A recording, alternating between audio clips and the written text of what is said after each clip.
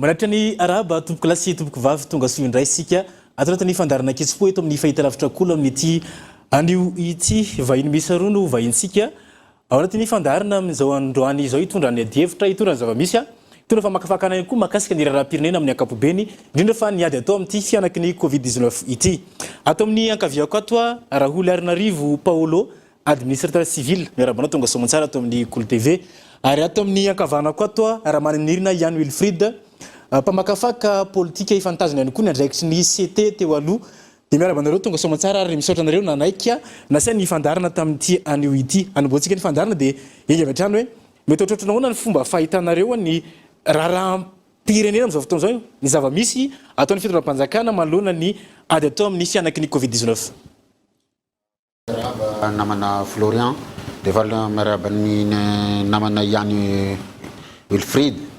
ary indrindra ny vahoaka malagasy zay mijery tsy tapaka nyity fandaharana ity ary manao kokoa amin'ireo fan club ny Paolo koa zay manaraka akaiky ny zavatra ataoko loatra. Mety ohatranaona mety hoe fahitanao ny zava-misy ny fomba fahitanao ny zavatra ataon'ny fitondram-panjakana amin'izao fotoana izao manoloana ny ady atao amin'ny Covid-19. Katroka raha hitanao moa tsika zao no amin'ny anatin'ny ady amin'ilay Covid-19 ary amin'ny maha gestionnaire de risque catastrophe ny tena dia afaka manazava tsara hoe inona daholo ny zavatra rehetra zay misy dia inona ny tsy ampy satria zay mantsy le mampanahirana antsika io matahotra antsika ny tenin'ny zavatra tsy ampy sy ny tsy mety fa manana tendance zany ho borkena fotsiny hoe mety daholo ny zavatra rehetra raha hiteny hoe mety daholo dia tsy technicien zay amizay fa lasa olona hafa ny lokonay fa tsara ihany no anasanareo anay zany hitenenana ny mahakasika an'izay zavatra rehetra zay. Voalohany indrindra dia mitanondroka miondroka mpanajana amin'ireo rehetra zay lavo tamin'ity Covid-19 ity satria aretina tena dia masika izy io ary tsy hita maso sarotra ny hiady aminy ary mankahery zao ireo mbola marary mirary fahasalamana ho anareo dia mampitandrina sahady ireo mbola tsy voa satria mafy be izy io ka arovony tenanao mba hiarovanao ny hafa sy hiarovatsika ny fianakaviatsika sy hiarovatsika ny tanindrazantsika. Raha ny zava-misy dia ny mety aloha ny teneniko hoe mety kosa ny fanafarana oxygène satria iny ny zavatra manko be teto amintsika dia za zany manampy an'le mety ny fanafarana oxygène mba haparitaka eraky ny région rehetra satria efa tsy misy tsony sala amin'ny taloha tamin'ny taona 2020 ny région tsy touché amin'le Covid-19 fa voa daholo fa ny isany sy ny ahamaroan'le voa no tsy mitovy dikan'izay zany ny azy zany tonga dia sady tsosikevitra no miteny ny zavatra mety sy miteny ny zavatra tsy mety tsosikevitra ny hoe décentralisé eo amizay le gestion ny Covid fa tsy mivangongo aty Antananarivo aty amin'ny sehatra national fotsiny satria zay ny antsoina hoe égalité des chances amin'ireo marary sy amin'ireo mbola tsy marary zay ny ady ataotsika satria ny mahasarotra nyty ady ty dia telo ary atsangako ny tanako telo lingeza be izy io miady amin'ny aretina isika miady amin'ny olana ara-sosialy isika miady amin'ny olana ara-ekonomika isika izany midika hoe tsy Covid rery ny zavatra iainana eto fa kosa izay no tena mahafaty olona eto misy koa zao ny hanoanana ny atsimo ny haitany any atsimo sy ny sisa ao ny problème na insécurité sy ny sisa fa ity Covid ity zany ny tena mandripaka ary tsy misangy ary manahirana ny fomba fiadiana aminy ka ny tsy mety ao dia zay hoe mivangongo loatra tentananarivo loatra ny fitantanana azy faharoa efa misy angeny rafitra miady misahana ny loza sy ny tandinin-doza eto Madagasikara dia tsy inona zany fa bureau national de gestion de risque et catastrophe dia io no manao ny coordination rehetra ary zay ny hitako lesoka satria manana problème de coordination zao tsika eto Madagasikara misy ny sasany teny inona nidiran'ny BNGRC amin'io risque catastrophe sanitaire nge ny Covid-19 dia miditra ny BNGRC ary ny BNGRC dia misy rafitra hatrany amin'ny région hatrany amin'ny district hatrany amin'ny commune ary hatrany amin'ny fokotany zay rafitra zay no antsoina hoe structure de gestion des risques catastrophe à Madagascar manomboka amin'ny niveau national hatrany amin'ny farany ambany dia izay no tiako hisintomana ny saitsika rehetra apetraka zay resaka coordination zay asandrahaka omena fahefana sy fitokisana ireo olom-boafidy sy ireo olon-tendrena ihany koa any amin'ireo faritra rehetra sy ny sampandara rehetra satria raha hiady amin'ny Covid tsika dia ampiasaina le système n'administration décentralisé sy déconcentré dia raha fa miombona zay rehetra zay dia ny tokony ho izy araka ny actualité efa mivory ny Assemblée nationale amizao dia ampidirina ao amin'ny LFR loi de finances rectificative ny fanasondrotana ny vola hampiasaina amin'ny Covid-19 ary atao 100% ny fampitomboana an'izany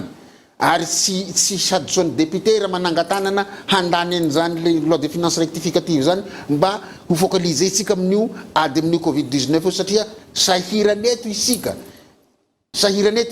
dia ny tena olana koa amizao ny tsy mety fa azo ataony mapety azy dia tsy fisiany le tosika intsony tsy dia hita mivantana intsony le tosika nisy izy teo fa mila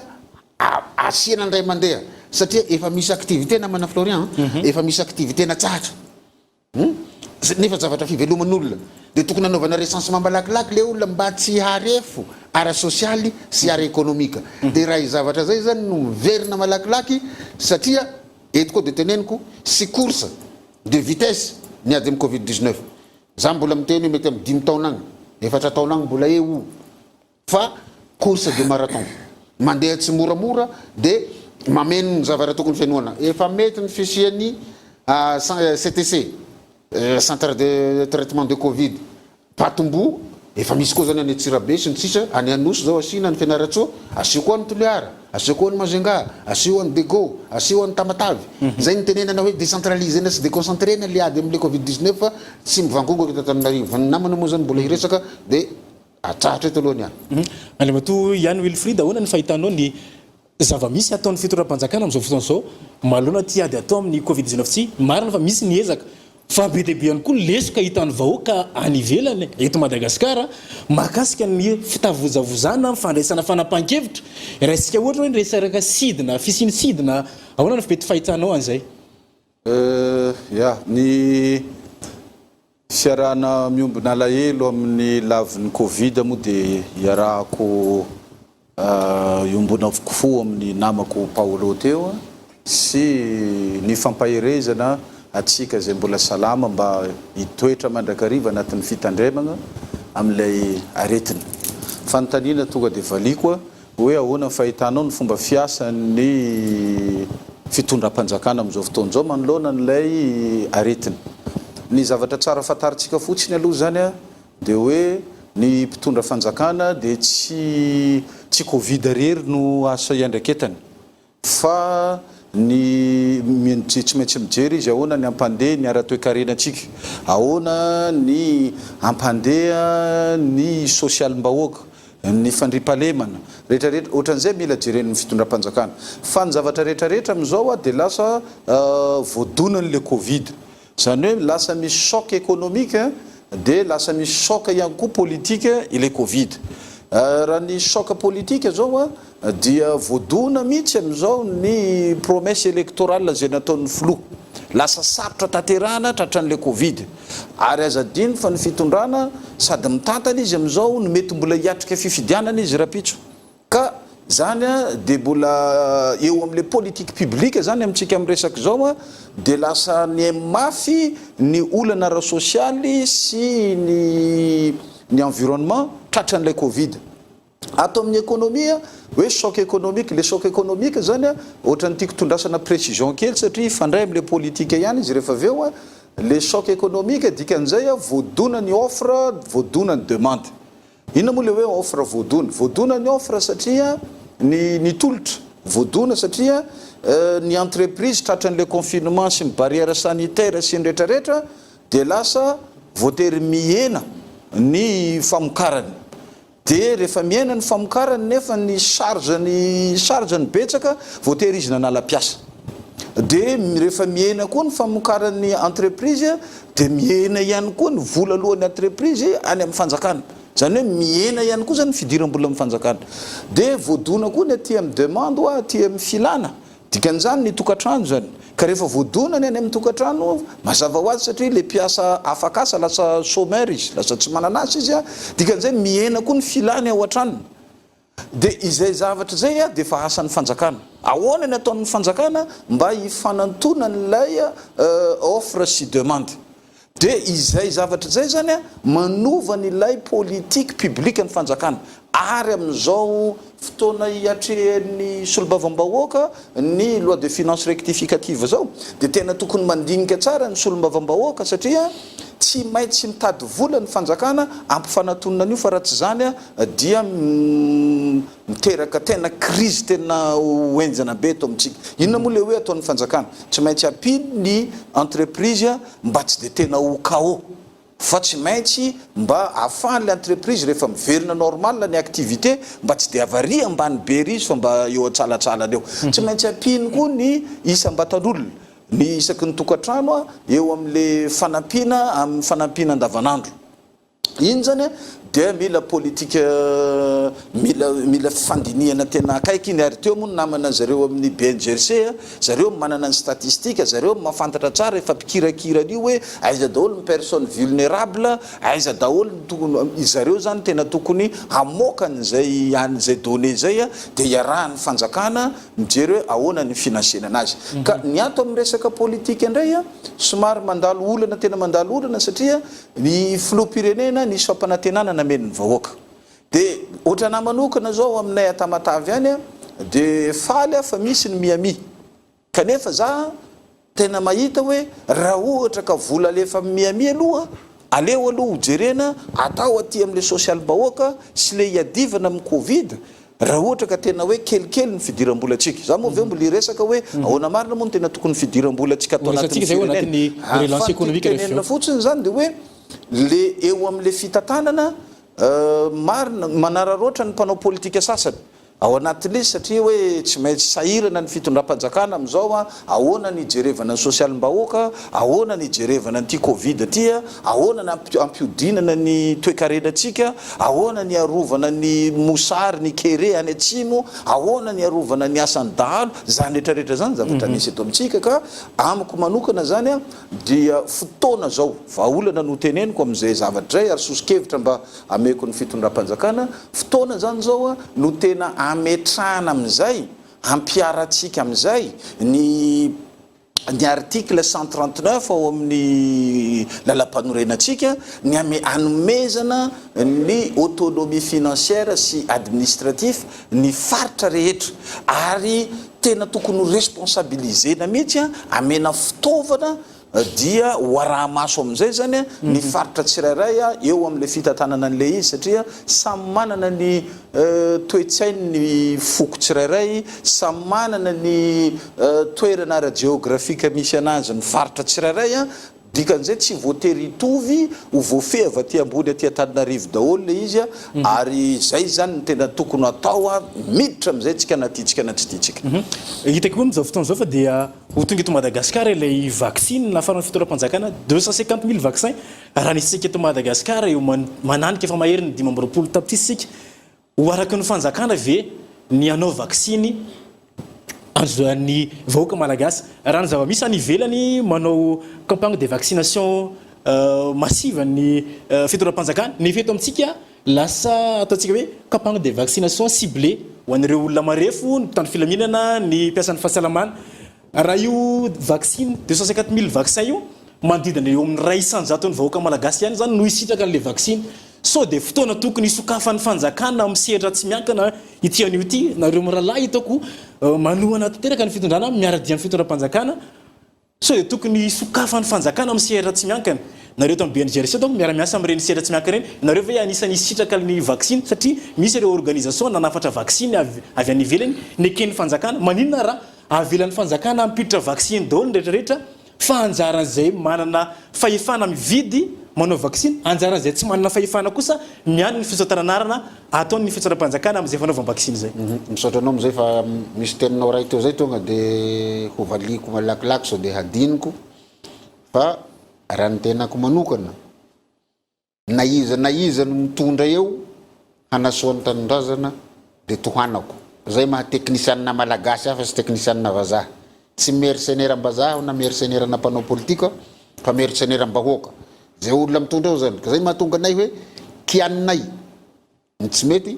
dia manome solution izahay dia mba tohanana kosa ny zavatra mety. Tanareo zany ny fomba fampianarana ny vahoaka malagasy amin'ny resaka politika indrindra ny mpanao politika. Aza zatra manakena fotsiny fa tsy mitondra vahaolana, aza zatra mitsikera fotsiny fa tsy manome solution. Dia zay aloha ny sitomboka kely fotsiny zay mba ahafantarany olona ny position hoe na iza mitondra eo, ka raha mbola tsy voaroko amin'ny asanay maha-teknisianina anay mampiasa mpanjakana mpiasam-bahoaka anay zahay dia tohananay arakevitra. Mahakasika an'ilay vaksiny dia tsotra ny omeo fahalalahana ny olona isafidy, satria raha fahitako azy eo dia mety vaksiny ray nefa tsika miteny osoa le izy, zavatra anaovana osoa zany zavatra roa. Fa tiako lazaina amin'ny vahoaka malagasy koa dia ty misy olona mahazaka le vaksiny dia misy tsy mahazaka, dia misy lafitsarany izy io dia misy lafiratsiny. Fa kosa mena latitude zany le olona mena soa hisafidy ny vaksiny ataony, mba misy safidy na ty na tsy ty. Ciblé marina le izy, le campagne atao fa amiko dia tsy tokony ho ciblena tsony fa tokony manana fahefana hanao an'izany rehetra. Dia anao moa niteny teo afaka mampiasa le système na 3P ngesika, partenariat public privé. Fa kosa ity ny zavatra sarotra, fanjakana manana ny mahafanjakana azy ny fanjakana malagasy. Ka raha vao resaka santé publique zany dia tokony sy privatisena zany zavatra zany, ny tokony ho publicisena azy zany no atao ho izahay juriste zany hoe ny fanjakana ny tokony hitantana ny mahakasika an'izany fahasalamam-bahoaka zany fa tsy homena privé. Marina fa misy ny docteur libre, misy ny pharmacie ny sisa fa mila régulé par l'État zany ny mahakasika an'io vaksiny io. Na zany na tsy zany tsy mahasakana ho ireo pharmacie rehetra ho réquisitionnena fa mba avidy amin'ny vidy mirary kosa. Misy ange zao no azithromycine sy ny paracétamol sy ny magnébesis zaraina maimay-pony fa tsy mahasakana hividy zany. Raha ohatra ka mana fahefana hividy aho aneo pharmacie dia ataovy saly amin'izay koa ny vaksiny, fa kosa arahana maso akaiky mba tsy hanahirana le fiatraikany. Maro ny manadino azy fa ty zavatra ty tokony sadinoiny indrindrandrindra ministère ny fahasalamana mba jereo re tompoko ireo mpitsabo sy ny mpitsabo mpanampy miantrana mbava hady epiny toiko tenenina, satria efa ela be zany nanjoson'io na teo ampazoko na tamin'ny radio sy ny télé zay mba vangivangiko sahala amin'ny anareo zao namana Florien, fa tokony nampidirina amin'ny loi de finance rectificative ny budget NEPI ho an'ireo mpitsabo sy mpitsabo mpanampy reo. Fa raha sanatria reo mihemtra demotivé ho sahirany etsika na zany na tsy zany mialatsiny aho fa hitenen'ity zavatra ty eto amin'ny télé ho an'ny vahoaka malagasy. Raha ny fanafody sy ny vola lany tamin'ny vidanana fanafody teto amin'izao tontolo zao no jerena dia tsy tokony hisy olona maty te milliard fa Andriamanitra rery ihany no mandidy sy manapaka ny fotoana hanalan'ny olombelona. Fa ny zava-dehibe zany tsy hoe mahavoavidy fanafody isika na mahafaka mividy fanafody na afaka manao évacuation sanitaire any andafy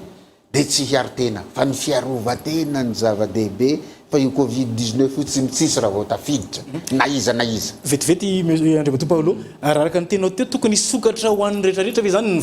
fanafarana vaksiny fa ny fanjakana no anara-maso akaiky azy zay manana fahefana. Zay le olana mantsy isika manaraka mijery manao copie-coller ny zava-misy any ivelany, satria cibleny any ivelany amin'ny firenena maromaro dia ataontsika cibleny isika. Araka ny teneny ny président république ny teny tao fandaharana nataony vao vetivety tao amin'ny télévision nationale nijerevako azy fa tsy mifidy sarangan'olona lay aretina dia ahoana moa zany ny miaramila sy ny dokotera sy ny raha ihany no ataonao vaksiny ngasy manakavana ny miaramila sy ny sisa raha ny havany koa ny marary mety mbola mamindra aminy fa mba hisécurisena atsika zany dia miantso ny OMS kosa aloha ao miantso ny système des Nations Unies zay miatsehatra miasa eto Madagasikara ampio izahay mba hanaovana an'izany campagne na vaksiny ho an'izay mazoto koa io fa tsy terena koa io tsy atao terivozona koa ny fanaovana vaksiny fa sécuriser isika raha mahazaka le vaksiny aloha tena en sécurité isika vahoaka malagasy raha mahazaka azy fa ny variance ny sisa nefa tsy misafidy taona sy ninona tsony am'izao ary ny mahagagahy taloha tamin'le Covid voalohany 50 ans de plus no tena tratrany victime rehefa avy teo izy mihena 30 ans miakatra de teo vao naheno sika fa misy 23 ans ny olona voa ary lavo de magagagaga ihany ty ary tokony mba handinika sy heritreritra tsika menaka hoe raha tena valana retina mandrifaka zany sy misafidy taona aripany fa inona ty aretina covid-19 zay ny âgé ny personne vulnérable zao ihany sady mba zavatra hafahafa ty mba misy pikaroka malagasy hanapeko azy faraparany de ty avelao raha fa hanasafidy amin'ny vaccine avy any andafy ny olona fa amin'ny fitsaboany de développeo ny raokandro malagasy zay efa mivoaka amin'izao fotoana zao satria zay ny olana atsika tamin'ny taona lasa zay zany ny lesoka vo nisy nyteny misy mahita ny fanafody sy ny sisa de protocole no arangaranga de zao ny teneniko marina fa misy ny guerre des écoles école de médecine moderne sy ny école de médecine traditionnelle fa raha combine nareo atambatra ary isorako ny président fa hanadihady momba ny edin hatao malakilaky ny fanaovana azy hoe mahomby arina fisasy mahomby sy edin rery ihany fa misy olo agny mahita fanafodin'io mahita raokandro ary azo tenenina zany azo atao serasera ny ranomena tena mahomby ranomena ivona tena mahomby amin'io tsy mahamenatra nay miteneny zany sy ilana laboratoire zany fa marobe ny olona afaka mijoro vavolombelona fa mahasitrana ny ranomena dorana amin'ny zavatra mamay de tsetsafona tonga de misinda daholo ny zavatra rehetra fa kosa ranomena rery mety tsy asitrana olona fa ampiana vitamine ampiana calcium sy ny sisa izany no midika fa azararana ny olona ampiasa ny raokandro malagasy satria tsy misy effet secondaire zavatra misy effet secondaire nge no ilana protocole ilana hoe testena taona mandalo laboratoire sy ny sisa zay zany mba tiako aroso satria vaholana mantsy mitady avy eto ary bato ihany olo frity makasika an'izay vaccine zay raisan-jaton'ny malagasy ihany no raha atao kady tsotsotra no vita vaccine amin'io 250 000 vaccin io sika miroso anatin'le campagne de vaccin ciblé so de mba tokony fotoana zao anovatsika an'izay hitondratsika sosikevitra makasika an'izay ok mino fa mety mba manaraka compteur tsara ianao de mba mpitovizinao tsara ny temps de parole alero là ok ry misaotra ny vaccin ny zavatra misy ane misy olona tonga de manome tsiny ny fitondram-panjakana hoe somary misalasala sy mitandrina am'le resaka vaccin am'le vaccine ary misaotra ny fitondram-panjakana satria aleo alefa progressive le izy 1% ozy ianao teo marina tokoa zany satria tsika 25 millions fa tadidio tsara ne fa ny nanaovana fanandramana an'io vaccine io tsy gasy fa zay soviétique de olona soviétique nanaovana azy ny avany Chine de ny sinoa nanaovana azy samy manana ny toe-batany sy ny hery samy manana ny maizy anazy zany zavatra zany ka raha ohatra zany ka mikoropaka tsika satria mandeha indray ny any andafy de iazakazaka tsika anao an'izay zavatra zay raha sanatry mivava tonga eo ary le vaccine satria malaza am'izao fa hoe misy ny sasany misy problème satria mivongana ny raha ny azo le vaccine maty le olona de ireo zay le mpandodona ny zay manko fomba fiady politique dodonina de raha vao tsy mahatandrina am'izay zavatra zay de mety akafanapa-kevitra na eto-po fotsiny na hoe tsy ampy fandiniana ka tsara mihitsy ny hevitry ny filohan'ny république mifandinika amin'ireo scientifique malagasy arenge ane scientifique malagasy eo koa manko le mbola problème misy ane ny volamena manokana ho an'ny chercheur eto Madagascar mahazo indemnité de recherche de chercheur eto Madagascar zao zany ny fotoana zay tokony anehoany ny chercheur tsy mihinam-bola mpanjakana fotsiny fa samy mamoaka samy manao recherche na amin'ny lafin'ny relance économique na amin'ny lafin'ny fitsaboana na amin'ny lafin'ny ahoana ny fomba hitantanana ny ara-tsosialy amin'izao tokony samy manao an'izany ny sasany manko rehefa tsy ministre tsony izy de miakatra plateau de mahay miteny be mahay mananina fa tsy tokony zay fa tokony fotoana zany zao sy tokony samy mitondra sosikevitra ny rehetrarehetra ka ny amin'ny resaka vaccine zany aleo izy andeha amin'io fahitako anazy ary ombako manana ny hevitry namana Paolo zany teo tamin'le resaka an'le epi ho an'ireo mpitsabo sy mpitsabo banampy sorana filoam-pirenena satria naka fanapa-kevitra izy a hoe ajanona daholo ny fampidirana mpiasa any amin'ny ministera rehetrarehetra sy ny amin'ny asam-panjakana any fa tonga de concentrena atao an'ny mpitsabo banampy mpitsabo a ny mpitandro filaminana zany le ka izay zavatra zay aingany ary ny mpampianatra fram aingany mba tsy anaonao foana ndray koa ireo tompona ndraikitra zay namena fahefana any amin'ny ambaratonga any ka izay mandoa écolage sy zay le misy fanarahana ambadimbadika ihany no recrutena anatin'le izy fa tena tokony priorisena aloha zany ilay ireo le mpitsabo mpanampy zay nanao bénévolat sy ireo le mpitsabo reo zany aloha tokony priorisena satria efa nanolotra ny aina izy ireo a ho an'ny firenena zareo ary zary mbola mangataka ambonimboniny kokoany zany hoe tena tokony décorena zareo reo mendrika amena maroboninahitra ren'olo reny satria tena acte ino zany héroïne no nataon'ireo olo reo a tena fanavotam-pirenena nataon'ireo olo reo ka tsy mpamony baolina ry fotsiny barea ry no andeha amena raha fa ireo le nanao mpitsabo mpanampy nanao bénévolat miaraka amin'ny dokotera reo zany de tena tokony ho amen'ny filoam-pirenena maroboninahitra ny atao amin'ny fomba fitantanana n'le vaccine ny fomba fitantanana vaccine moa de araky ny fataon'zareo any ivelany a de matetika reo olona betona no amena voalohany manomboka avany ampiasa amin'ny fahasalamana aloha satria reo no mikirakira anazy de manaraka amin'izay ny olona betona rehefa avy eo a de midina arak'izay nefa tratran'le variant vaovao ty tsika efa misy olona sokatsotona rehetrarehetra tonga de ndray alefany daholo a ka za zany tokony apetraka tsara io ohatrany mandidy rehefa mandidy ianao mila manao taratasy manaiky tsara fa zay vokatry ny fandidina eo de ekenao satria misy olona ndreny rehefa mandeha mandidy izy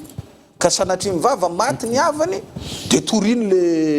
le dokotera ka ho any zay anao vaccine zany de tokony manao taratasy manaiky tsara izy fa de tompona andraikitra izy ary tsy anejika an'izan'izy izy am'izay safidy vaccine satria ianao te mona moka sosikevitra tokony avelan'ny fanjakana lalaka raha avelan'ny fanjakana lalaka izy de oka manao taratasy fanamarina zay anao vaccine zay vokatry ty eto safidiko ty vaccine ty satria ohatrana manokana aloha za tsy tianao vaccine za tsy tianao vaccine za fa za mino an'Andriamanitra de ankiniko amin'Andriamanitra ny fiainako ary tenin'Andriamanitra miaro an'izay olona rehetra matoky anazy amina arety mandringana sy ny fa ny tiako tenena maranana ny anahy farany zany mety kosa aloha zay satria ny aretina io aretina mifindra de tsy aretinify io zay le kibodenao no hibata azy raha ohatra ka tsy vita vaccine aby ny isika malagasy de ahoana zay ka ny anao le izy eto zany hevitrako za mananja ny geste barrière za miaro ny tenako everiko zany aloha fa ampy ho anazay ny fanaovana vaccine amiko tsy de natao kolara-pamena loatra satria efa hiditra deuxième phase tsika zao efa deuxième confinement tsika dia tsy mbola nisy vaccine za teto fa ho an'izay tenao vaccine manao vaccine fa ny tenako manokana kosa aloha za de anisan'ny olona tsy resy lahatra am'le vaccine anatin'io zavatra io fa za de ny rokandro malagasy ny calcium ny vitamine C ny magne B6 reo ny anah ndray de ny CVO plus reo ny anah de ampy anah reo raha jerentsika manko lasa apetraky ny volony européenne ho lasa passeport makany ivelany atsoatsy ny fahavitany vaccine nefa raha ny zavamisy ka namana Paolo tsy mahazo mandeha mamonjy conférence any izy satria tsy vita vaccine tsika satria raha io 250 ny Union européenne rery ihany fa ny Union africaine enao sy Afrika raha tsy vita vaccine fièvre jaune raha vao mivoaka territoire malagasy mihitsy ianao de efa tsy raisin'ny olona zay tsy tokony ataontsika laharam-pamena fa zany ny vaccine am'izao fotoana zao mba tsy ionona amin'ny hoe safidy le izy araka ny tenao teo inona ny tokony ataon'ny fitondram-panjakana manoloana n'ity vaccine ty satria iteraka mety iteraka savorivory eto amintsika raha izao fandehan zao satria mety hisy ihany na le ampanahy hanao business satria izaho vita vaccine ny fianakaviako tsy vita vaccine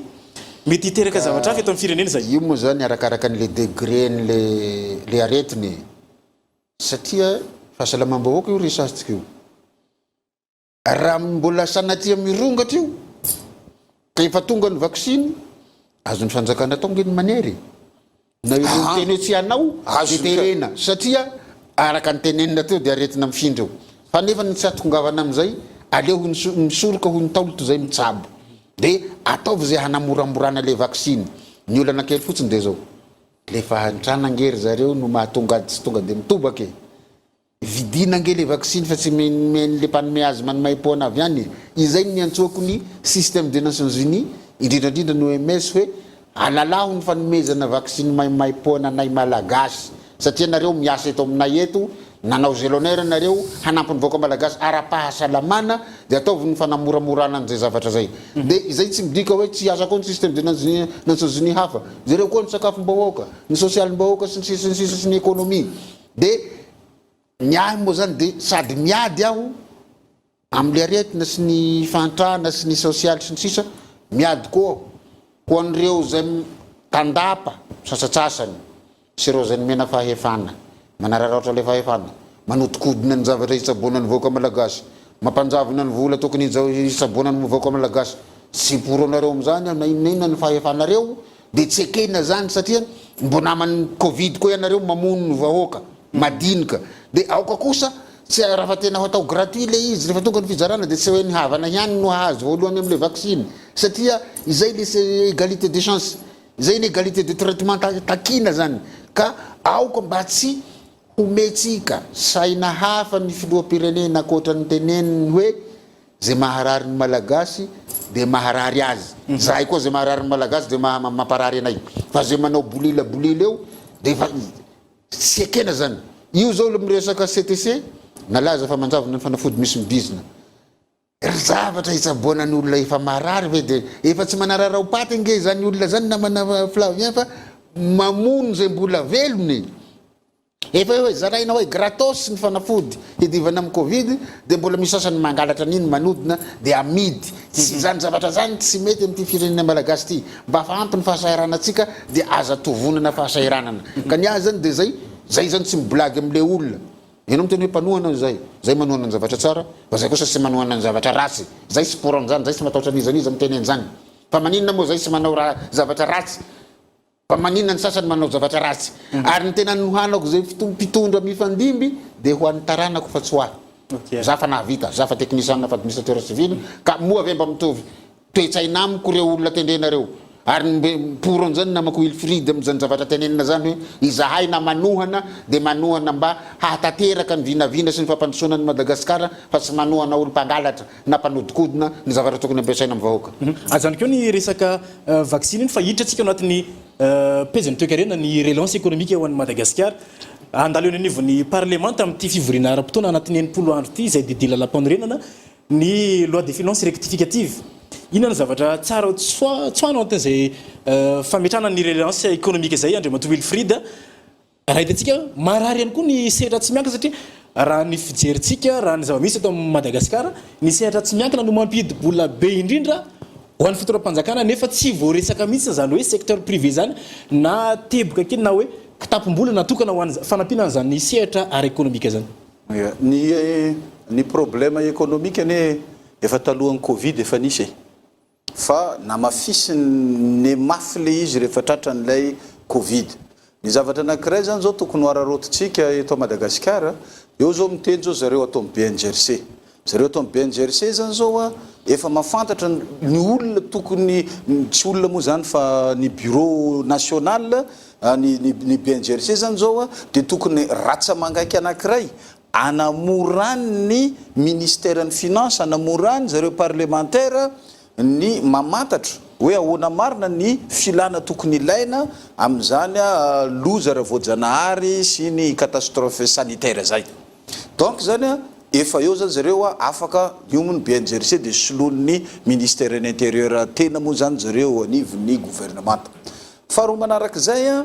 ny teo ny filoham-pirenena ny teny hoe ahoana zany anao recrutement hialaka mpiasa be dia be. Fahatelo eo le ady tsy maintsy hitsinjovana ny sehatra tsy miankina ozy ianao, zany hoe ny amin'ny tena ny amin'ny ny agent économique rehetra zany. Ny zavatra tokony jerentsika fotsiny nefa dia hoe tadidio fa hatramin'izay tsy tamin'ity fitondrana ty rery fa ny fitondrana ny fandimby dia ny 70% ny budget de l'État volatsika avy angatana amin'ny banque mondiale daholo dia ny 30% ihany no mba hoe ressource propre atsika zany hoe volatsika ato anatiny io zavatra io zany aloha tokony mba hiezakitsika mba ampitombo an'ilay volatsika anatiny vetivety nisy an'le fangatany mpandraravy any amin'ny faritra Sambava sy Antala iny makasika an'ireo bolabolana andramena reo bois de rose efa tapaka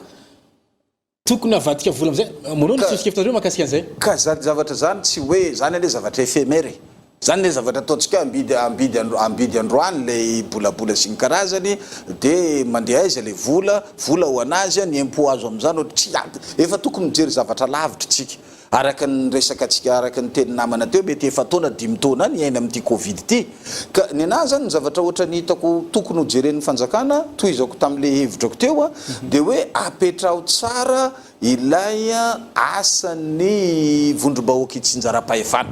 satria ny vondrom-bahoaka itsinjara-pahefana no mipetraka eny fotony eto zao dia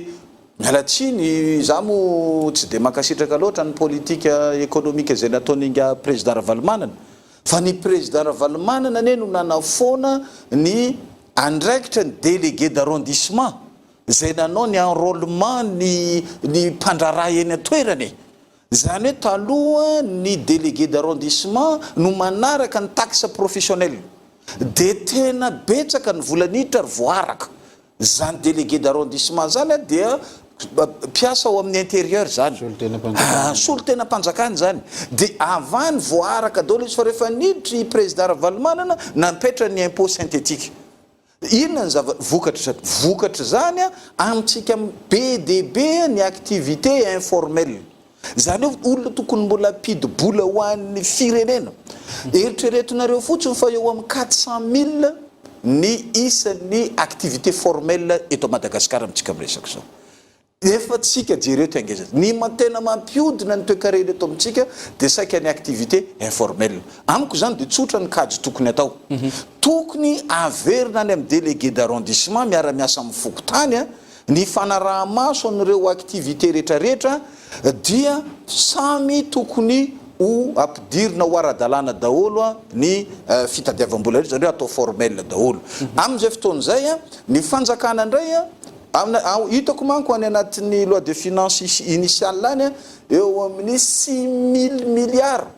ny prévision ny taux de pression fiscale eritreretin'ny finance zany ary nametraka izy ny minimum ny imposable eo amin'ny 5%. Izany zavatra zany tsy tokony ho jerena fotsiny avy aty ambony fa ahoana ny anatanterahana an'izany any ambany mbola miverina hatrany amin'ilay constitution satria ao amin'ny article 152 ny constitution tsika tena milaza mihitsy hoe ny fokon'olona zay miforona ho fokotany no kitro ifary ny fototra ijoroany fampandrosoana eto Madagasikara ameo fahefana le fokotany amin'izay fotoana zay tsotra kely ene amanome ataotsika hoe plafond fitondrana hoe ataotsika hoe 6 000 milliards tsy maninona fa rehefa betsaka ilay contribuable zany hoe rehefa miakatra mitombo ny isan'ireo olona tokony andohetra dia midika zay mitombo zany dénominateur an'io mpandohetra io amin'izay fotoan'izay zany mba ireo le mpandoa lafo hatramin'izay mety mba midina kely ny anazy ireo le tsy nandohatra amin'izay mba mandoha kely ndray izy fa izay le politique fiscale zay nefa tena ilana gouverneur-paritra mafé an'izay izay fampandrosoana ny fotony zay tena ilana an'izay ka le fampiodinana n'ilay économie tsy avaty ambony aty tsony ny tokony atao manao anazy fa miodina avany ambany any misy le système ataotsika le manao hoe cluster io cluster io zany tokony lay solo tena mpanjakana ny gouverneur miaraka amin'ny mpandraraha ara-toekarena miaraka midinika hoe inona ny zavatra tena tokony ino zany ilazantsika anazy fampandrosoana tena mety ao anatin'le faritra miteny moa ianao zao hoe faritra sava zany dia niresaka hoe bolabola tsy bolabola rery ny zavatra mampandroso amin'ny sava fa manana ny vanille izy manana ny rehetrarehetra ka izay zavatra zay zany tsy voatery avy aty Antananarivo ary zany anisan'ny olana eto Madagasikara eto amin'ny ministère ny commerce eto Antananarivo ve no mamaritra ny daty fisangorana lavanila sy fisangorana ledji tsy mety zany fa tena tokony apetraka any amin'ny faritra izany daholo tokony ovana tokony ity covid-19 ty zany dia ilana fanovana principe fanovana théorie ary na ny fomba fiasan'ny assemblée nationale ary dia tena mangataka mihitsy hoe oka nareo solombavam-bahoaka marina fa maro anisa nareo ao amin'ny solombavam-bahoaka manoana fitondrana fa mba jereo tsara ary mba eno ihany ireo le mba teniteneny satria nareo zany ohatra hoe faly anangatanana amin'ny fananganantanana amin'ny fandamina lalàna mba adiadio satria ny antony ane dia zao hoe araky ny tenin'ny namana Paolo teo ny olana izay adosoana sy izay tsy fahamailona anananareo olombo fidy miaraka amin'ny fitondrana sy ny olony tendreny ny filoham-pirenena dia miantefa any amin'ny tratran'ny filoham-pirenena ary izy nefa no natonga nareo teo. Utapahako vetivety anao fa hiditra tao amin'ny Andriamatoa Paolo makasika ny relance économique andalo ny nevina teny mira ny loi de finance rectificative. Anapiako ny namana Wilfried zay henoy ny tena vrai technicien, henoy ny tena technicien satria anatin'ny gestion et réduction des risques et catastrophes ange namana efa misy plan, efa misy draft voasoratra manontolo efa misy ny plan de relance fa ahoana ny appliquer nazy ifanandrify amin'ny réalité misy ny plan de relèvement anatin'ny gestion et réduction des risques et catastrophes zany satria tratran'ny choc ny vahoaka dia ahoana ny hampitsangana anazy efa narosiko matetika izy io hoe asio vaholana fohezaka dia ao ny vaholana antonontonony dia ao ny lavitrezaka efa narosiko fa ela be hoe asio ny tosika semence rehefa tonga ny fahavaratra ho avy ny tao fambolena ho avy izarao semence na masomboly tosika masomboly maimaipo nareo vahoaka malagasy mpamboly reo satria na ny antony lany hoanina sy namidy ny masomboly rehetra mipetraka any zany efa anatina plan de contingence multirisque eto Madagascar zany plan teneninao zany plan de relèvement plan de relance économique etc ary ny zavatra tokony hojereny fitondram-panjakana amin'izao fotoana zao dia hojerena ny antsoina hoe plan de contingence pour la continuité des services essentiels. Misy zavatra tokony tsy ho tapahina, tokony tsy ho tapaka eo na inenina aretina na inenina risque na inenina catastrophe misy ehoto amin'ity firenena ty izay no midika hoe tokony misy mesure d'accompagnement tsy social rery ihany fa économique satria ny social de budgetivore zay tonga ny ambava any dia efa anaty kibony dia any amin'ny lavapiringa fa ny resaka secteur économique araka ny tenenina zay isika misy lalàna ny mahakasika ny 3P io partenariat public privé rehefa antsoina hanampy isika ny setra tsy miankina dia ampiasaitsika le 3P misy le 3P rehefa antsoina koa isika fitondram-panjakana mba hanampy azy ireo ohatrany tsy misy le 3P izay niverenako amin'ny namany Wilfried teo hoe zavatra telo no edivantsika tena maika retina socialy ny économique dia mihetsiketsiky ianareo amin'ny assemblée nationale eo amin'ny resaka loi de finance rectificative fa question napetrako moa ve ny ministère dépensier rehetra mba nieritreritra hampiditra an'izay volet covid-19 zay daholo tany amin'ny loi de finance proposition na loi de finance rectificative ny daholo de projet moa zany ny avy aty amin'ny gouvernement moa koa ve tsy afaka mba manome proposition de loi koa ny ao amin'ny assemblée nationale mba hampisondrotana an'izay ady amin'ny covid-19 zay satria raha sy zany no atao eto dia raha vao mirefitra ny économie sy ny socialy manahirana hitatana an'ity firenena ty na dia eo ny aretina za tsy manambany le aretina igny fa combat en première ligne sika zany tsy maintsy miady amin'ny covid io fa raha vao mirefitra ny roa ambiny ny économie sy ny socialy dia hirefitra izao tontolo zao sika eto Madagasikara nohony zany noho ny technicienne fa azo soratana vetivety ary efa misy ny plan de relance économique fa ampifanarahana amin'ny zava-misy araka ny teneny namana Wilfried teo hoe misy technicienne any misy instance any misy structure any mahafantatra misy tsy mihaino satria misy sasany mihevitra azy ho cerveau dia zimbazimbaina ny procédure efa misy ny structure efa misy dia te hamorona structure vaovao nefa raha mamorona structure vaovao ianao mbola vola vaovao ny lany iny zany fa zay misy eo no ampiasaina raha olona ny problème nareo raha olona ny problème na dia esoro le olona na zahay zao esorona rehefa manao hoe niverinareo ho nangalatra fa tsy ho pirofo kosa raha olona ny problème ataovy ny contrôle massif amin'ny zavatra rehetra fandaniam-bola fa za mijery hoe misy structure tokony hiasa ary ny tompony andraikitra am'le asa eto fa takonany sasany takonana vetivety mba ahafahana tsy haiko hoe anao magoitra anao inona fa za hoe tsy miarombe université fa tout est traçable aminay igny zay namana le Wilfried mba aele zareo ny zao tontolo zao fa na fanjaitra ray omena eny amin'ny BNGRC dia tsy maintsy hita hoe nakaiza le fanjaitra zay ny fomba fiasa fa misy olona mantsy malakilaky ny fandotoana sy ny fandemenan'le BNGRC satria inona ny antony io no isan'ny rafim-panjakana mbola miasa sy afaka manampy haingakaingana ny vahoaka madinika amin'ny alalan'ny intervention zay atao hotsitsika ny fanontaniana efa nisy ihany tamin'ny fiandohan'ny taona 2021 ty mahakasika ny remaniement ny mpikambana eo anivon'ny gouvernement hatramin'ity androany ity ny filoham-pirenena moa mahita azy fa etonareo toako fa hitondra ny sosikevitra nitondra ny ady hevitra tsy efa fotoana ave zao tokony anovana mpikambana sasansasany na ataoko hoe zay mpikambana tsy mahavita ny asany tsy maharaka le afianganam-pandehan'ny filoha satria misy ministra mihitsy tsy hita masakana anazy ny lafazavatra anankiray fa tsy hita mihitsy izy so tokony fotoana zao ny anaovana tombana ny gouvernement na ny gouverneur ampahatra raha ohatra ka tsy mahavita an'izay asany zay voalohany ny araky ny tenin'ny filoham-pirenena dia mi contrat programme no natao amin'ireo gouvernement reo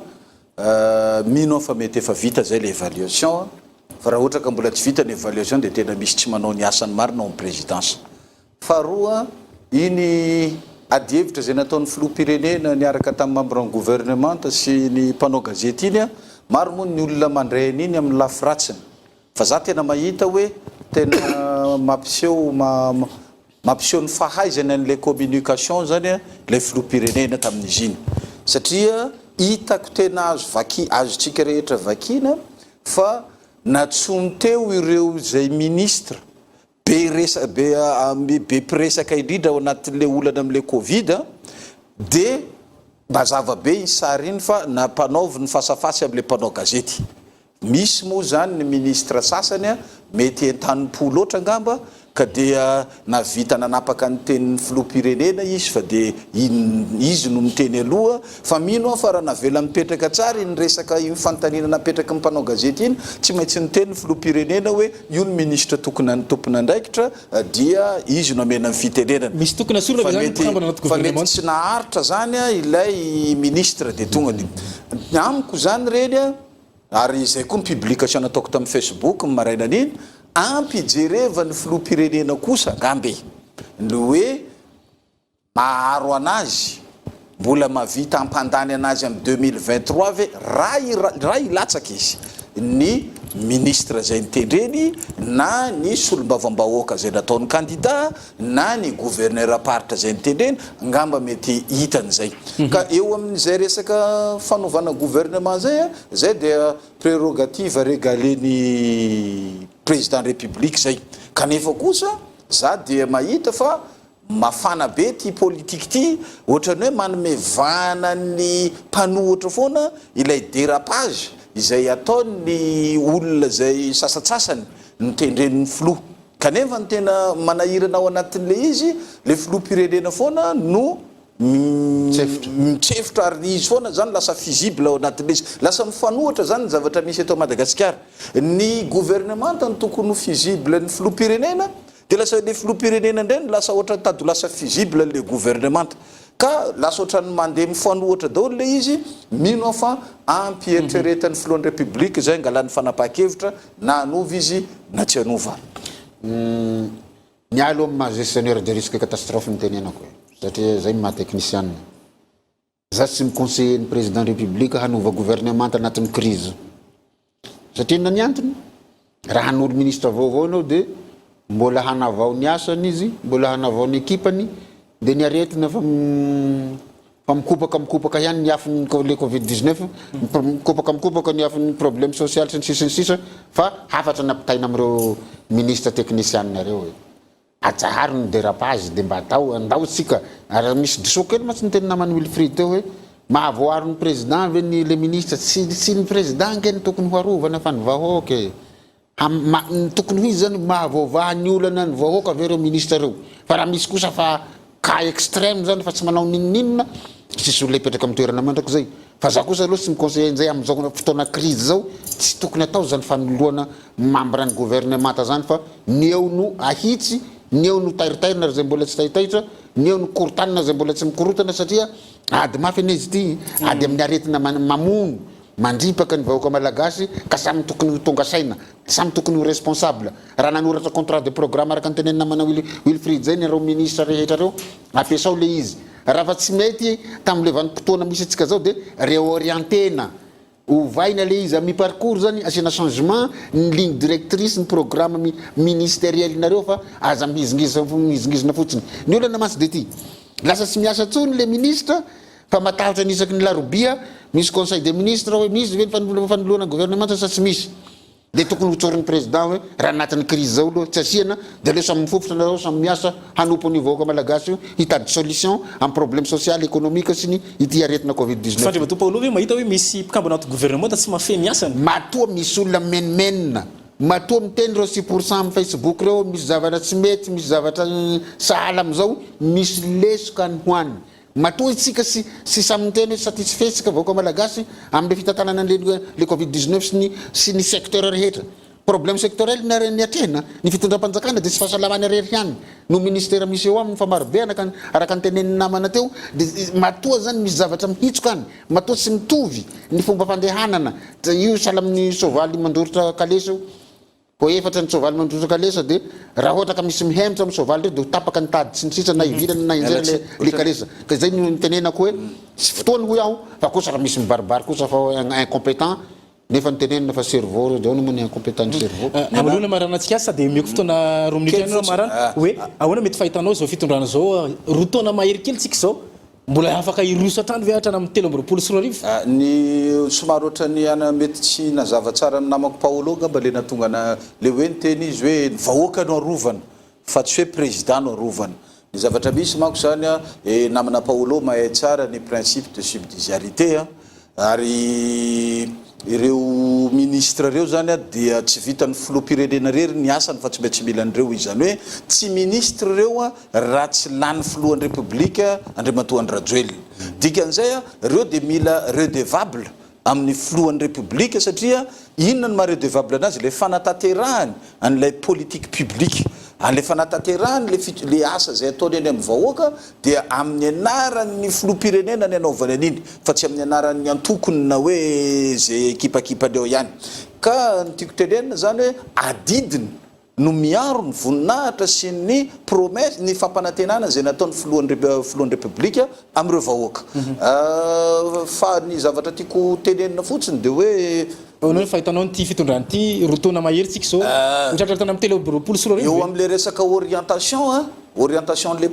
hoe le programme contrat tompoko ny natao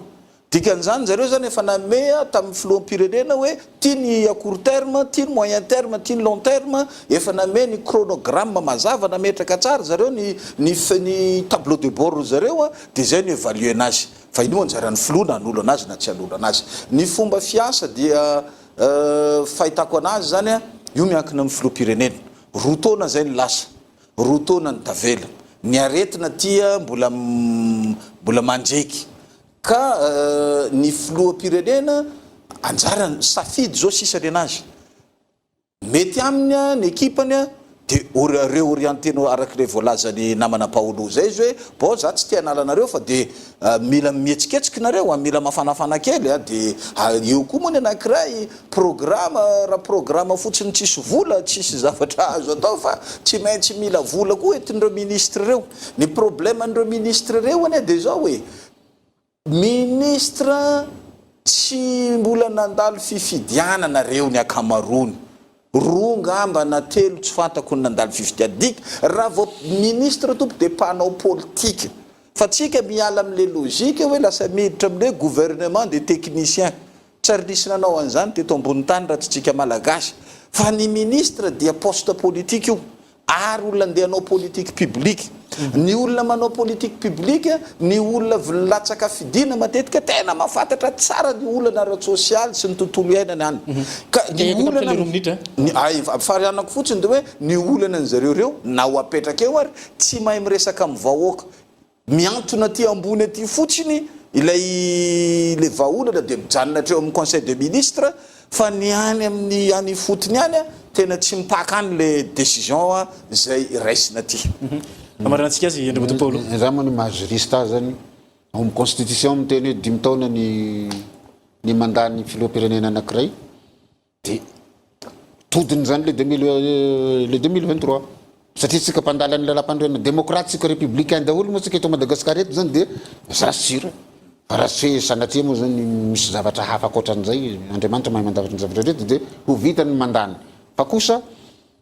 isan'ny mpitondra kofina sy fitondrana kofina noho ny le crise sanitaire ny fitondrana malagasy ary za mbola pikirakirany administration publique mbola misy zavatra pire ao ambadika ao ankoatran'le problème économique sy ny social tenentsika io mbola misy zany antsoina hoe faillite de l'administration zany faillite de l'État, faillite des collectivités territoriales décentralisées. Inona ny antony na sisy crise aza sika sisy crise sanitaire sy ny sisa natsahatra ny activité tsy manana culture handoa hetra ny vahoaka malagasy fa vao maika moa tratran'izao dia tsy mandoa ho azy exceptionnellement zany tratran'izay dikan'izay zany ho foana nge ny kitapom-bola ny collectivité sy ny kitapom-bola mpanjakana am'izao hoe karaha sisy aide matanjaka avy any ivelany nefa ny olona hanome aide anao ripaky ny fahafatesana koa izy any aripaky ny le covid karaha sisy an'izay raha sy hovatsika malakilaky le finance publique de solidarité fa tsy mitovy amin'ny hoe état providence fotsiny sisa ho sahirana eto tsika malagasy ka mankaheriny rehetra raha miova ny fomba fitantanana i technicienne sy izahay mena toerana sy reo olo finidiny vahoaka olo mbo fidy isan'ny ambaratongany raha miova ny fomba fitantanana vita hatramin'ny farany le mandat 2023 raha miova fitantanana moramora ny andresena ny covid-19 ka izay ny antsoana ny tokony samy manao examen de conscience aza miandro ho tenenin'olona dia mba henony ny tena technicienne dia aza miandro Facebook ianareo tompony andraikitra rehetra fa manana contrat angenareo hoe manana contrat isika hanasoavana nyty firenena ty tsy maintsy ho tenenin'olona ave zay vao handray le andraikitra amin'ny fanan'ity ny tokony ho raisina dia izy araka ny tenenina teo hoe lasan'ny président de république zay nanendretsika zay nipousse sika amin'ny alalany antoko politikany ho lany olo mbo fidy izy ndray no sahirana mba ataovy tahaka ny sahala amin'ny ataon'ny commune urbaine Antananarivo nareo ve tsy mahita fiovana eto amin'ity commune urbaine Antananarivo ty fa tsy mitovy amin'ny teo aloha izay tsy tenenana hoe tsy nanao ny teo aloha fa mba misy évolution misy zavatra réorientation vaovao eto amin'ity tanàna ty ka sara samy manao ny toy ny ataon'ny maire ny commune urbaine Antananarivo ny tompony andraikitra rehetra na zahay technicienne io ny namanao ili raha zay mpiasa-panjakana reto ny tena miasa sisy problème eto à 80% fa ny akamaroanay midorororo zay miandro tehafina miandro tenenina amin'ny Facebook miandro tao inona sy mba manana zany tableau de bord zany sy miaina anatin'izany gestion axé sur le résultat zany nagara zany fa de miandro bekona misy koa ny sasany ampitahoriny sasany koa misy koa ny sasany éliminé politiquement hoe lokoana mangamanga io menamena io mavomavo sy ny sisa izany mampihitsika ny firenena ka ny antsokony rehetra de ndao ampiana ny filoham-pirenena ary isorako misy mpanohitra namana Wilfried tena manome torohevitra tsara fa misy mpanohitra mbola tena te hiaggraver les situations des zay tsy mety isika fareraka zao ve dia mbola ampiana faharerahana ampiana fidinana andalambe sy korotana dia ho aizany vaoaka malagasy dia lazaisika ho tisika ka nohony zany fa tonga vasaina zany no antsoky dia firaisakina raha resy ny covid dia tsika malagasy rehetra no nandresy azy raha tsy resy io ho sahirana eto tsika satria eto anatin'ny nosikely ty dia izay ihany koa tompo lasy tompoko vavy no entiko manakatona ny fandarana tamin'ity onio ty mbola maro ny resaka ty natao fa ny fotoana manapitra dia isaorantsika reto vahiny reto nanaiky namaly ny fanasany Cool TV FM teto anatin'ny fandarana ankizipo dia mankasitraka anareo ary maranareo ndray mbola iverina eto amin'ny fotoana mampety azy miverina foana zay dia misaotra tonga foana ka misaotra betsaka anareo nagnatso dia misaotra ny vahoaka rehetra nanaraka hatramin'ny farany